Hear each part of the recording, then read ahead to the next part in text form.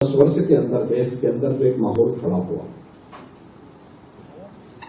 पहली बार देश की आस्था को सम्मान प्रधानमंत्री मोदी जी की लीडरशिप में प्राप्त हुआ। उन्होंने भारत के इस पोटेंशियल को पहचाना और आज भारत के अंदर उन सभी स्थलों को फिर से मान्यता प्राप्त हुई जिनके लिए भारत भारत के रूप में जाना जाता था। आपको अयोध्या जाने का अवसर प्राप्त होगा। 500 वर्षों का इंतजार समाप्त हुआ। अयोध्या में रामलला फिर से विराजमान हुए। अयोध्या में पिछले 1 वर्ष के अंदर जो टोटल श्रद्धालु और पर्यटक अयोध्या में आए,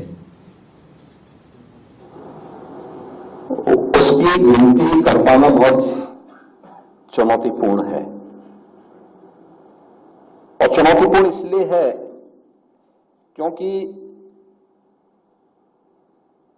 2016-17 में जब प्रदेश के अंदर भारतीय जनता पार्टी की सरकार नहीं थी,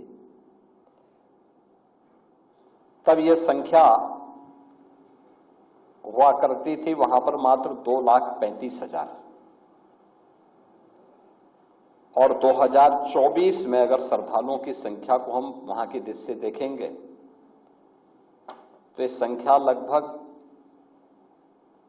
14 से 15 करोड़ से अधिक श्रद्धालु अकेले अयोध्या धाम में आए।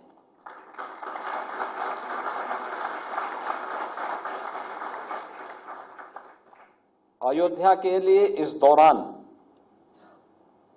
जो पब्लिक कंट्रीब्यूशन प्राप्त हुआ उसका अंदाजा आप देख सकते हैं कि उन्होंने अयोध्या के विकास के लिए, श्री राम जन्मभूमि न्यास के लिए पब्लिक ने जो कंट्रीब्यूशन किया, श्रद्धालु जनों की सुविधा के लिए, जो कुछ भी वहां पर वर्तमान में हो रहा है, ये सभी श्रद्धालु जनों के द्वारा किए गए कंट्रीब्यूशन का ही परिणाम है। यह क्षण हमारे लिए और भी महत्वपूर्ण है जब महाकुंभ के इस आयोजन में जो अब तक दुनिया का सबसे बड़ा आध्यात्मिक और सांस्कृतिक आयोजन बन चुका है, अब तक 53 करोड़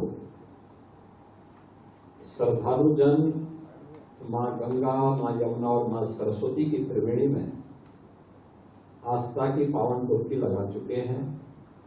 और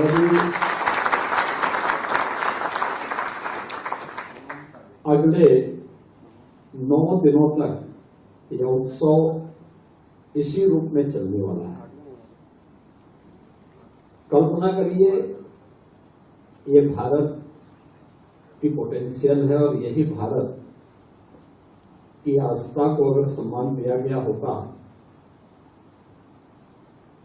तो भारत किन ऊंचाइयों को प्राप्त करता है।